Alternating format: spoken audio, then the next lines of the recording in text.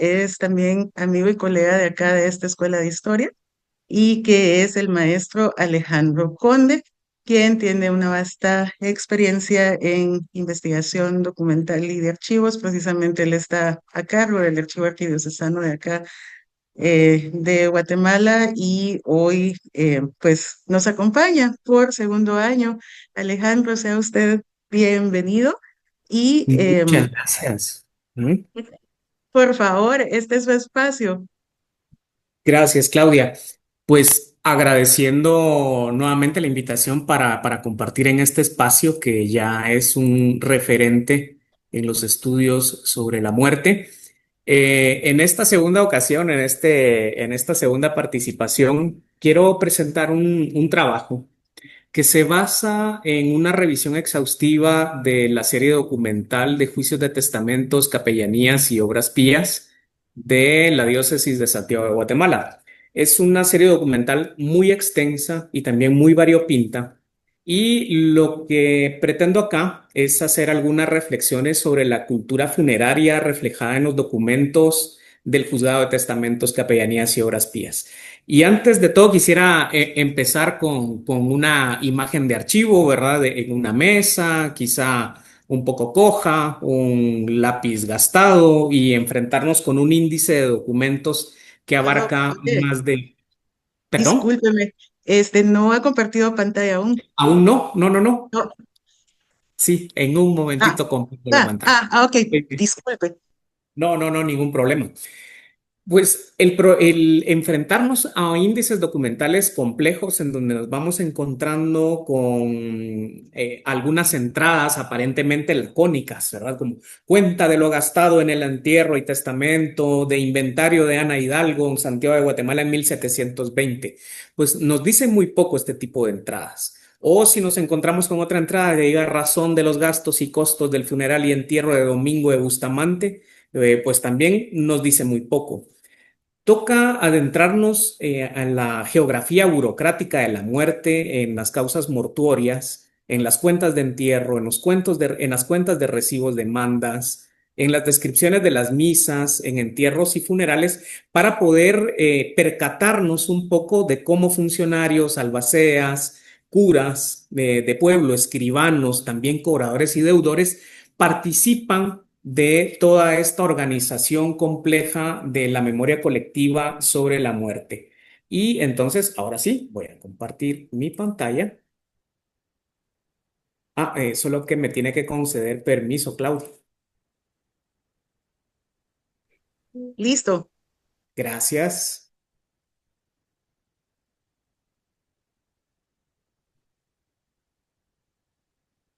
Muy bien.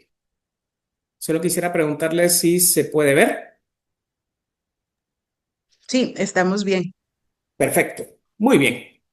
La idea entonces en esta ponencia es explorar el juzgado como dispositivo institucional de la muerte. Esto suena muy rimbombante, ¿verdad? Quizá los historiadores estamos un poco más habituados a esta terminología, pero desde el archivo ofrece una visión privilegiada para ver cómo se articulan estos documentos, la relación entre la memoria, conceptos de salvación de las almas, en la organización institucional y la distribución jerárquica y jurisdiccional de todo lo tocante a la muerte.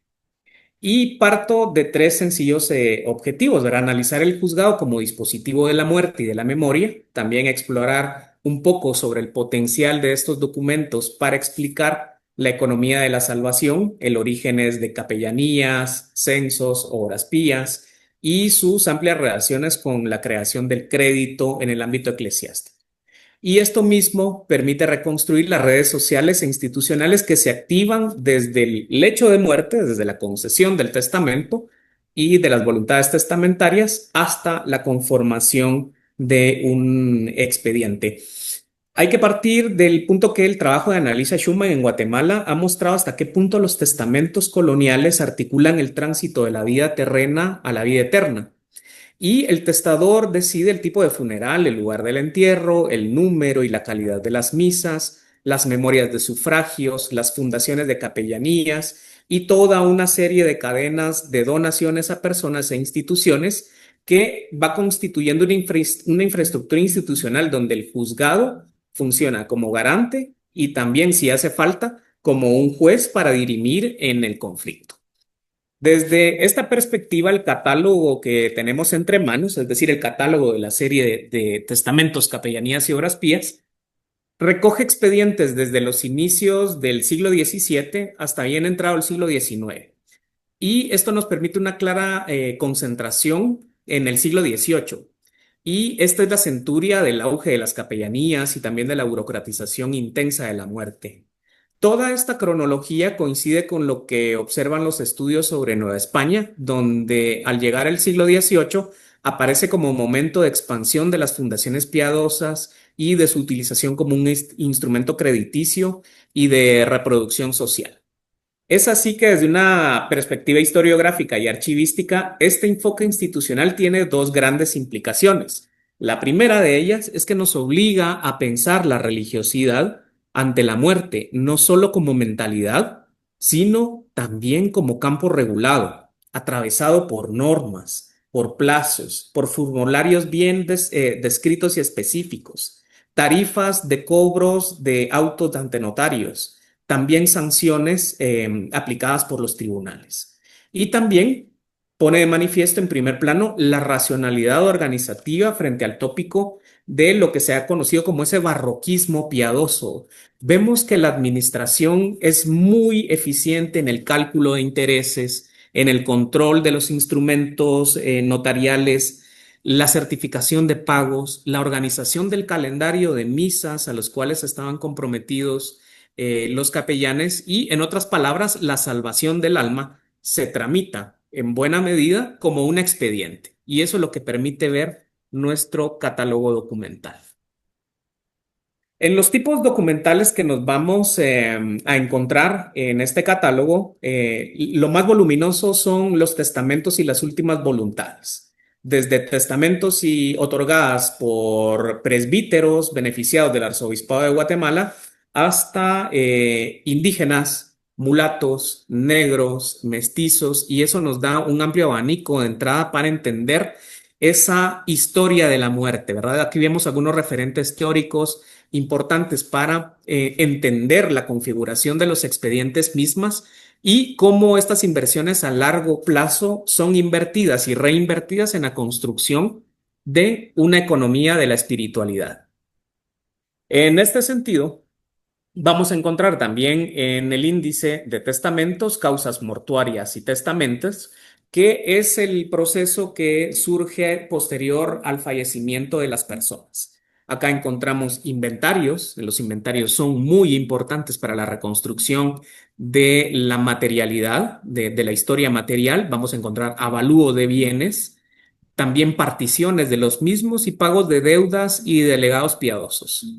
También muy importante la cantidad de causas mortuarias y testamentarias en donde el juzgado sigue el proceso posterior al fallecimiento, la cuenta de los gastados en los entierros, la razón de los gastos y costos del funeral y entierros de las personas que nos acercan al momento mismo de las exequias, ¿verdad?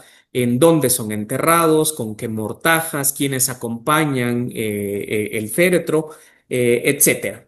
También recibos y razones de misas y sufragios, memorias de testamentos, fundaciones testamentarias, y no se trata en sí únicamente solo de una diversidad formal, sino que cada tipo documental apunta a un ciclo distinto de la muerte.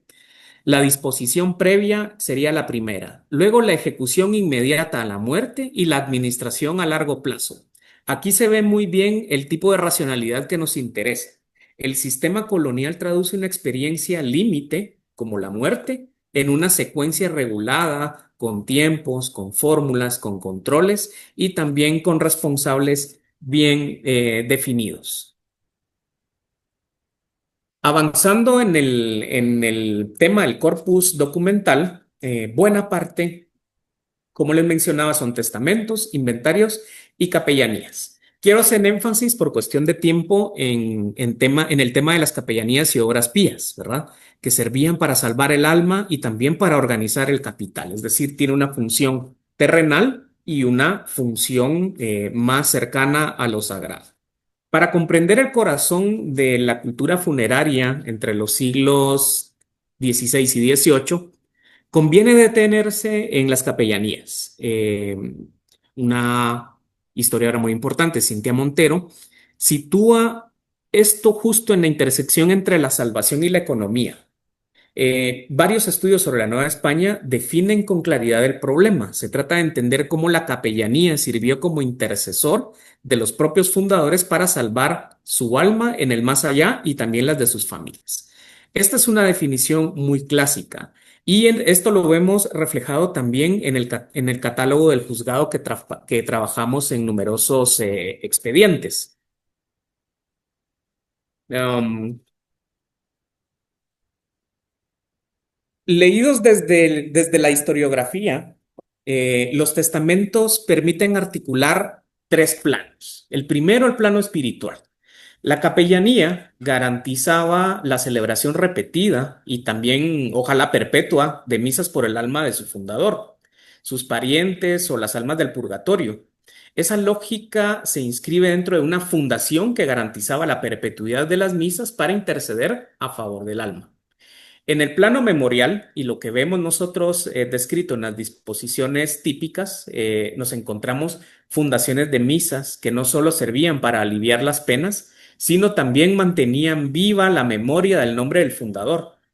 Recordamos numerosos casos en que las capellanías, aparte del sentido religioso, tiene un sentido material para reproducir la memoria de determinados grupos de personas. Y es entre las necesidades explícitamente, pues aparece el nombre del fundador de las misas, el nombre del fundador de la capellanía, y con esto se garantizaba que no se perdiera y que se siguiera recordando mediante la mención ritual de estos en el altar. En el plano económico organizativo, el capital de la capellanía se integraba dentro de los circuitos de crédito de la época.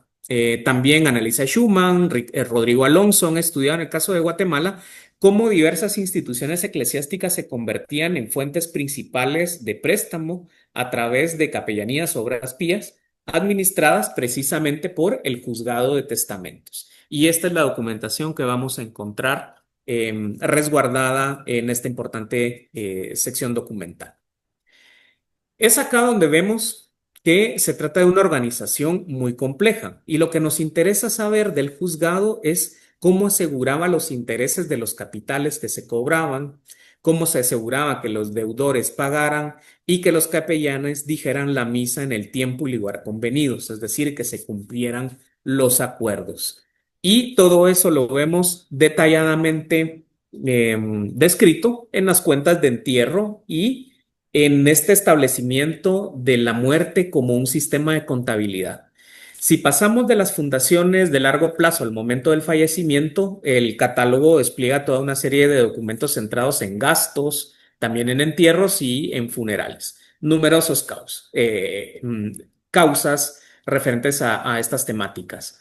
Y en estos expedientes la temática se convierte en una matriz de costos, es decir, se pagan hábitos para el entierro de los difuntos, se paga la cera, el acompañamiento de los religiosos, de los cofrades, los responsos, las cruces, los catafalcos, los aranceles de fábrica, limosnas a pobres, las mandas forzosas también. Y si uno afina un poco más la mirada, puede reconstruir verdaderos paquetes funerarios para hacer una analogía con los tiempos modernos, paquetes funerarios diferenciados según el rasgo social, el género, la pertenencia o no a una cofradía y la devoción o cercanía a determinadas órdenes religiosas. La historiografía sobre la cultura material de la muerte en el mundo hispánico y en la Nueva España han insistido en que las cuentas de entierro son un observatorio privilegiado de la estratificación social y simbólica, pero yo diría que habría que ir un poco más allá. Y la diferencia aquí es que gracias al juzgado, esas cuentas se sometían a escrutinio judicial, debían ser relacionadas, relación jurada, con recibos, con comprobantes, como cualquier otra cuenta de administración. Y poniendo un poco de humor a la situación, el juzgado se obsesionó en ver cómo esa obsesión por la buena muerte se resuelve en una tabla de costos, en donde el juzgado distingue entre misas cantadas o misas rezadas, cera gruesa o delgada, y el número exacto de pobres que acompañaban el féretro. El miedo al purgatorio entonces se convertía en algo auditable. En cuanto a las redes sociales e institucionales que refleja esta documentación, pues hay tres grupos bien definidos y mayoritarios. Primero, el clero, los curas beneficiados de los diferentes curatos de la diócesis, también los frailes de Santo Domingo, de San Francisco, de la Merced, que actuaban como beneficiarios y administradores de múltiples capellanías. También cofradías, es bien estudiado el caso de la Hermandad de la Caridad de Difuntos, en el caso de Annalisa Schumann, y múltiples hermandades que tenían como obligación el asistir en el entierro de los hermanos. También múltiples laicos, viudas, albaceas, mercaderes que gestionaban poderes terrenales para poder cumplir con mandatos espirituales. En cuanto a la pobreza, el conflicto y los límites de de la salvación organizada, aquí nos acercamos al tema de memoria, el conflicto y el litigio. Cuando la salvación entra en litigio, las demandas por misas no dichas y los concursos de acreedores sobre ingenios, el juzgado arbitra cuando la voluntad del difunto choca con la realidad económica. Y aquí vamos a encontrar múltiples fallos del sistema, múltiples demandas contra albaceas que no cumplían con las mandas forzosas de los testadores. También vamos a encontrar múltiple documentación en Guatemala que refleja que es necesario matizar cualquier lectura lineal, no solo sobre cómo funcionaba la maquinaria burocrática de la memoria y de la salvación, sino también en la necesidad que hay de hacer una reflexión metodológica eh, para, para poder dar un verdadero valor historiográfico a estas fuentes. Y esto nos obliga a hacer dos movimientos. El primero de ellos sería tomar en serio los catálogos y los documentos mismos como fuentes en sí mismas. Cada rubro, cada razón, cada cuaderno de recibos, cada memoria testamentaria es un indicio sobre cómo el propio juzgado clasificaba, jerarquizaba las prácticas funerarias. También la terminología misma de una teoría implícita de la muerte. Y esto nos obliga entonces a articular estos corpus documentales con corpus más extensos. En el caso de los protocolos notariales, los extractos de escrituras públicas de Juan José Falla para el caso de Guatemala o los protocolos de notarios en otros ámbitos geográficos son muy importantes para poder seguir a detalle la elección del hábito mortuorio, el proceso de la agonía, la administración de sacramentos, la disposición sobre el lugar de sepultura o las devociones particulares y cómo éstas van cambiando a lo largo del tiempo. Es decir, con un corpus documental que abarca una larga duración, podemos identificar la muerte narrada por el testador y también sus voluntades y cómo éstas van cambiando a lo largo de los años. Quisiera hacer énfasis en que hay que entender a la cultura funeraria como un sistema y esto nos obliga a hacer trabajos que dialoguen con la arqueología, con la historia de la cultura material, con la antropología, etcétera. Es decir, y tratar de ir cada vez más profundo. Aquí, la propuesta es analizar el dispositivo institucional de alta complejidad que representan los juicios testamentarios y hacer énfasis en los actores. ¿Mm? Identificar jueces, curas beneficiados, albaceas, capellanes, deudores, herederos, hospitales, cofradías, etcétera. Tipificarlos, ver cuáles eran las voluntades y la cultura funeraria asociada a cada uno de estos actores. También ser más finos en el análisis de los instrumentos, testamentos, memorias, autos, cuentas, recibos, inventarios y poderes. ¿Qué puede ofrecernos esa variada tipología documental para acercarnos también a estudios muy valiosos como los del derecho canónico indiano y cómo se va conformando a partir de la cultura funeraria en cada localidad. Y las búsquedas, la lógica en las búsquedas de la salvación, la afirmación de la memoria, la gestión de capitales, la resolución de conflictos. Y quisiera ir concluyendo esta parte que en términos de historia institucional, esto nos invita a pensar la cultura funeraria no solo como una mera expresión de mentalidades, sino como un campo en el que se cruzan racionalidades económicas, racionalidades jurídicas y racionalidades teológicas. La muerte en este contexto es al mismo tiempo experiencia límite, es una batalla simbólica y también un problema administrativo. Quizá la imagen más adecuada para despedirnos no sea la del velorio barroco, sino la de un catálogo voluminoso donde línea tras línea leemos que se ha dado razón de los sufragios, que se ha rendido una cuenta de lo gastado en el entierro y cómo el leer el juzgado de testamentos, capellanías y obras pías es, en última instancia, seguir el rastro de cómo una sociedad quiso organizar su propia desaparición, que nadie muriera sin misa, que ninguna limosna quedara sin comprobar y que ningún nombre se borrara del todo. Y si era posible que el purgatorio durara un poco menos y la memoria un poco más. Muchísimas gracias.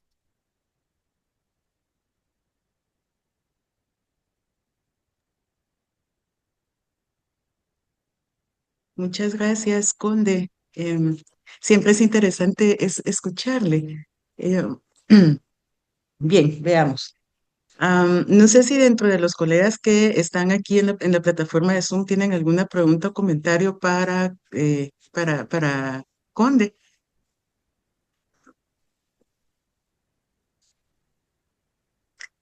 Caso contrario, voy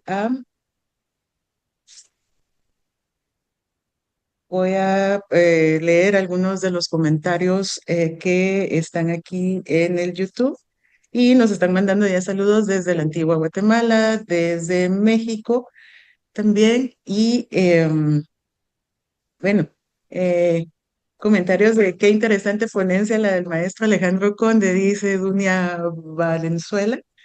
Carmen Lerma de México, muy contenta escuchando todas las charlas. Felicidades a los ponentes y a los organizadores. Saludos desde México. Bien, Conde, entonces, no sé si algo con lo que usted quiera complementar. Todavía tenemos unos minutitos en lo que em, llegamos a la siguiente ponencia De o en lo que acuerdo. nos llega alguna pregunta. Tiene ahí unos Mire, cuatro yo minutos aún. unos minutos adicionales que agradezco muchísimo para poder pues contextualizar un poco y poner a disposición de los usuarios este valioso recurso, ¿verdad? Que es la sección documental del Juzgado de Testamentos, Capellanías y Obras Pías. No es una sección muy grande, pero sí alberga alrededor de 900 expedientes testamentarios y están actualmente totalmente catalogados y también están digitalizados. Entonces, creo que ofrece múltiples recursos para distintas disciplinas, desde la arquitectura, la arqueología, la antropología, la historia, la archivística misma, para ver todos los aspectos relacionados con la cultura jurídica y de la muerte también, las costumbres y el apartado teológico que involucraba el fin de la vida terrenal. Así que, pues este ha sido un esfuerzo que se ha realizado a lo largo de algún tiempo, ir perfeccionando este instrumento descriptivo que primero surgió como índice y luego al examinar y valorar el potencial real que tenía para la difusión, para la investigación histórica, pues se decidió ir profundizando y mejorando este instrumento descriptivo que hoy por hoy es un valioso recurso para profundizar y para trabajar de la mano con otros documentos albergados en otros archivos. Es decir, este ofrece una perspectiva desde las instituciones eclesiásticas, pero que en todo momento merece muchísimo la pena contrastar o trabajar de manera conjunta con los protocolos notariales del Archivo General de Centroamérica para pues generar una visión complementaria y que pueda arrojarnos cada vez una mejor comprensión sobre cuáles fueron las costumbres, los usos, las continuidades y las rupturas en torno a la cultura funeraria y en torno a la muerte, y también las estrategias que utilizaron las personas para tratar de escapar del olvido, para tratar de permanecer en la memoria colectiva, en la memoria de sus sucesores y que sirviera también para reproducir un modelo de religiosidad en donde pues el recordar a los antepasados es siempre muy importante. Ese sería el anuncio comercial que quisiera aprovechar para hacer.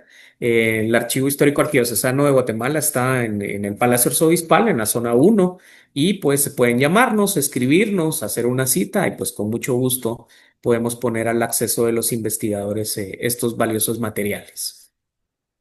Muchas gracias. Perfecto, de eso se trata también acá este espacio, Alejandro, y por seguro ahí, ahí estaremos también molestándolo para conocer y Para aprender aprovechar también de los la artistas. pausa comercial. Sí, sí, Exactamente, le vamos le a grabar los tomamos la spots. palabra. Exactamente. Para eso estamos aquí en Hablando con la Eternidad también. Gracias, Gracias, Conde. gracias. Y Entonces, felicidades por la organización porque es enorme, se ha vuelto realmente un seminario permanente enorme y realmente un esfuerzo muy valioso colectivo de colegas de todos lados y pues qué bonito tener esta experiencia. está bien, gracias, gracias a usted, Conde, por también haber aceptado nuevamente estar aquí en este espacio y que de plano usted ya es parte de la red de investigadores de estos temas, ¿verdad? Entonces, muchísimas gracias. Gracias, Claudia. Perfecto. Entonces, gracias, Conde, y ahora le vamos a dar el espacio a nuestro siguiente ponente.